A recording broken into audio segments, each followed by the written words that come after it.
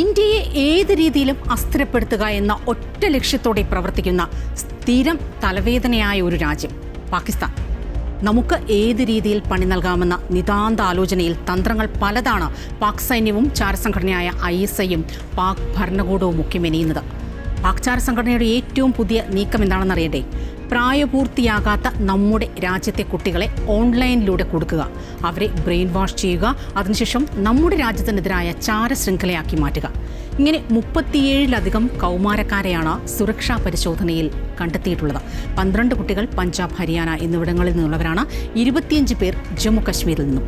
14-നും 17-നും ഇടയ്ക്ക് പ്രായമുള്ള കുട്ടികളെയാണ് ISI അഥവാ പാകിസ്ഥാനിലെ ഇന്റർ സർവീസ് ഇന്റലിജൻസ് കുടുക്കിയിരിക്കുന്നത്. പത്താൻകോട്ടിൽ 15-കാരൻ പിടിയിലായതോടെയാണ് ഇത് സംബന്ധിച്ച കൂടുതൽ വിവരങ്ങൾ ഇപ്പോൾ മറനീക്കി പുറത്തു വന്നുകൊണ്ടിരിക്കുന്നത്. കുട്ടിയുടെ മൊബൈൽ ഫോൺ പരിശോധിച്ച സുരക്ഷാ ഉദ്യോഗസ്ഥർ ശരിക്കും ഞെട്ടിയൊരു സാഹചര്യമായിരുന്നു.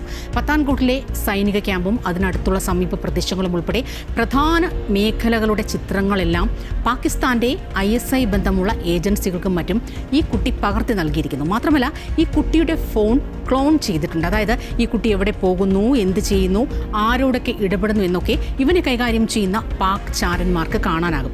ഇതിനോടകം തന്നെ സുരക്ഷാ മേഖലകളുടെ ചിത്രങ്ങൾ, ഒപ്പം ഈ സൈനിക വാഹന വ്യൂഹങ്ങളുടെ നീക്കങ്ങൾ, ഇതെല്ലാം പാക് ഹാൻഡ്ലേഴ്സിന് ഈ 37 കുട്ടികളും കൈമാറിക്കഴിഞ്ഞു. ഇന്ത്യയിൽ സ്ഫോടനങ്ങൾ നടത്തുന്നതിന് വേണ്ടി ജെയ്ഷെ മുഹമ്മദ് എന്ന ഭീകര സംഘടന ഡോക്ടർമാരെ ഉപയോഗിച്ച് വൈറ്റ് കോളർ ടെററിസത്തിന് തയ്യാറെടുത്തതിന് തൊട്ട് പിന്നാലെയാണ് സമൂഹത്തിൽ കൂടുതൽ മേഖലകളിൽ ഈ പാക് ഭീകരചാര സംഘടനകൾ കൈകടത്തിയിട്ടുണ്ടോ എന്ന ഒരു സംശയം ഉണ്ടാകുന്നതും ഈ പരിശോധന കൂടുതൽ ശക്തമാക്കുന്നതും. ഈ കുട്ടി സ്കൂളിൽ എത്തുന്നില്ല എന്ന കാര്യം ഈ രക്ഷിതാക്കൾ പോലും അറിഞ്ഞിരുന്നില്ല എന്നതാണ് ഏറ്റവും ശ്രദ്ധേയം. പുതിയ സാഹചര്യത്തിൽ മാതാപിതാക്കൾ കുട്ടികളുടെ ഓൺലൈൻ പ്രവർത്തനങ്ങൾ കർശനമായി നിരീക്ഷിക്കണമെന്ന നിർദ്ദേശം പ്രതിരോധ മന്ത്രാലയം നൽകിയിട്ടുണ്ട്. ഓർക്കുക, ഇന്നത്തെ കുഞ്ഞുങ്ങളിലാണ് നമ്മുടെ ഭാവി. അതുകൊണ്ട് തന്നെ അവർ ഓരോരുത്തരെയും കരുതേണ്ടത് നമ്മുടെ കർത്തവ്യമാണ്.